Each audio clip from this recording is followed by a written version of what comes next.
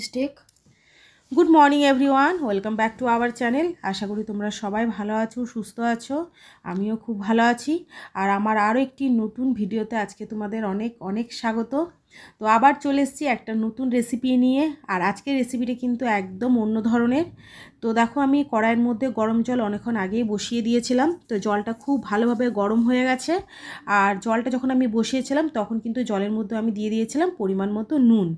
আর এখন জলের মধ্যে আস্তে আস্তে আমি দিচ্ছি চালের গুঁড়ো।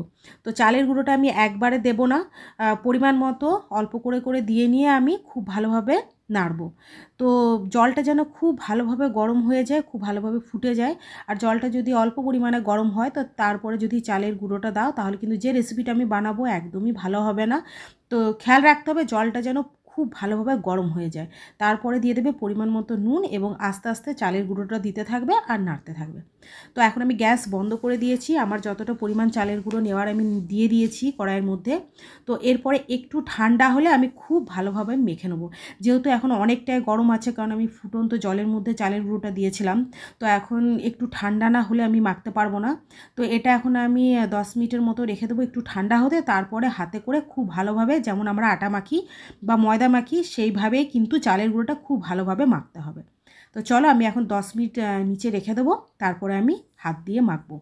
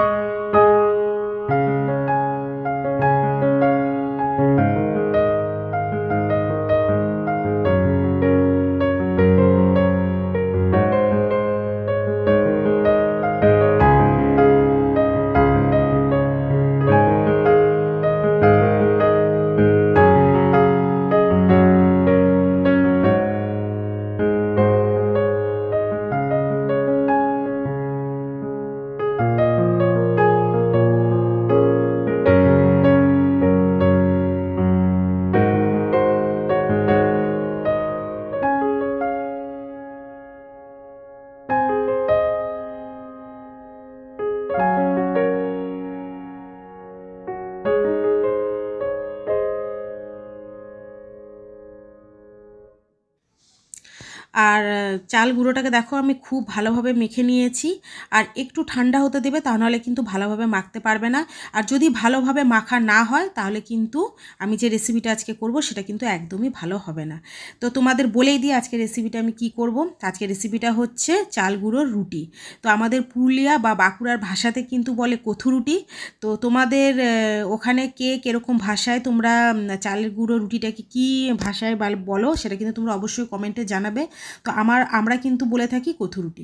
তো আজকে কথুরুটি হবে, মানে সংক্রান্তির দিন রাতে বেলায় আমাদের হয় কথুরুটি আর হয় তার সাথে খাসির মাংস। এটা কিন্তু আমাদের মানে পূর্বপুরুষ ধরে হয়ে আসছে। তো আমরা দুপুরবেলায় খাই পিঠে, আর রাতেবেলা হয় কথুরুটি আর মাংস। তো তোমাদের সাথে সেটাই আজকে শেয়ার করব যে রুটি কিভাবে বানায়, কী পদ্ধতিতে বানালে রুটিটা ঠিকঠাক হবে বা নরম হবে, বা রুটিটা যখন বেলবে তখন কিন্তু একদমই ফাটবে না। তো দেখো, আমি রুটির সাইজে যেরকম লেচি হয় ঠিক আমি সেরকমই নিয়েছি, তার থেকে বড়ও নিইনি ছোটও নিইনি। তো দেখো, আমি চালের গুঁড়োর যে রুটিটা সেটা কিন্তু আমি রুটির সাইজের মতনই বেলে নিয়েছি। তো রুটি যেরকম করো ঠিক সেম পদ্ধতিতেই করতে হবে, সেরকম সাইজেরও করতে হবে। তোমরা চাইলে ওর থেকে ছোটো সাইজেরও নিতে পারো বা বড় সাইজের চাইলে বড় সাইজেরও নিতে পারো, কিন্তু খেয়াল রাখতে হবে যখন রুটিটা বেলবে যেন চারিধারে ফেটে না যায়।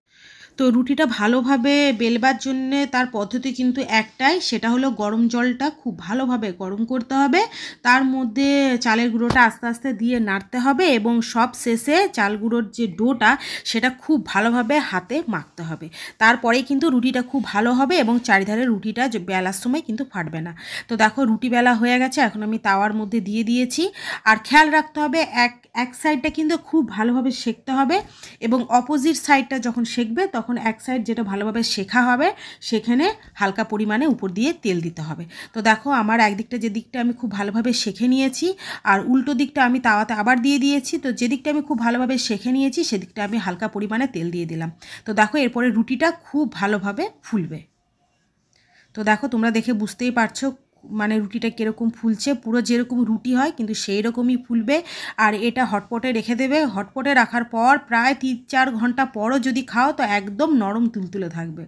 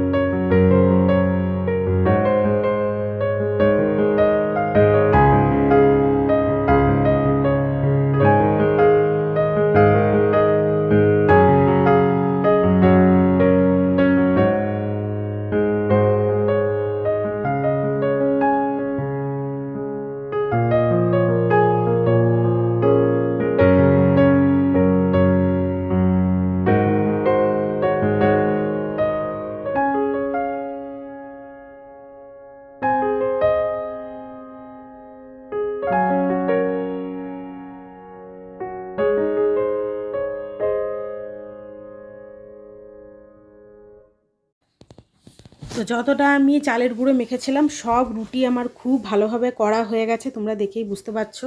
তো তোমরাও কিন্তু এইভাবে বাড়িতে একবার ট্রাই করে দেখবে। মাঝে মধ্যে কিন্তু ভালোই লাগে, রেগুলার ধরো তো আমরা তো আটা রুটি খেয়েই থাকি, তো মাঝে মধ্যে কিন্তু এরকম রুটি খেলে কিন্তু ভালোই লাগে। আর রুটিটা কিন্তু যদি খাসি মাংসর সাথে হয় তাহলে তো আর বলাই যাবে না, দুর্দান্ত খাবার।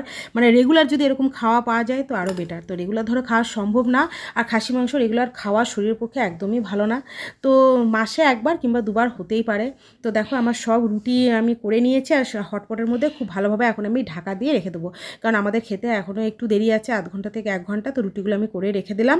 তো চলো, আমি আর হাজব্যান্ড তো দেরিতে খাই, তোমাদের আগে আমার ব্লগে বলেছি, কেন আমাদের খেতে খেতে প্রত্যেক দিন 12টা 12:30। তো এখন মা, মেয়ে আর ছেলেকে চলো খাবারটা দিয়ে দিই। আর খাসি মাংস রেসিপিটা কিন্তু মা করেছে, আর মা খাসি মাংস দারুণ বানায়। মানে এত বছর আমার বিয়ে হয়ে গেছে, কিন্তু আমি যত ভালোভাবেই বানাই মায়ের মতো কিন্তু খাসি মাংসের স্বাদ একদমই আসে না। তো যখনই আমাদের বাড়িতে খাসি মাংস হয় তো মাকে দিয়ে রেসিপিটা রান্না করাই।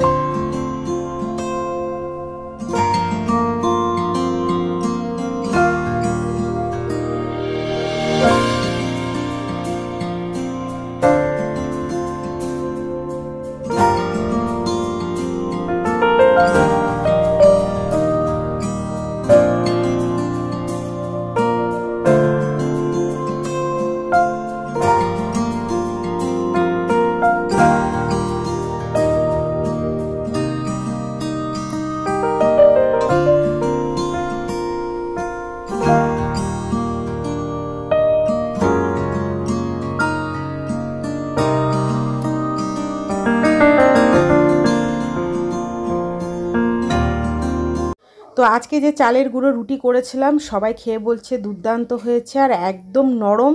মানে যেখানে যদি কেউ 4টে খেয়ে থাকে তো সেখানে 8টা আরামসে খেয়ে নেবে। আর মায়ের হাতের মাটন তো বলবারই নেই, ওটা তো একদমই অন্যরকম রেসিপি। মানে যেভাবেই করুক তার স্বাদ কিন্তু একদমই আলাদা থাকে। তো চলো, আজকের রেসিপিটা কেমন লাগলো তোমরা কিন্তু অবশ্যই কমেন্টে জানাবে। দেখা হচ্ছে নেক্সট কোনো ভিডিওতে। তো আজকের মতো টাটা।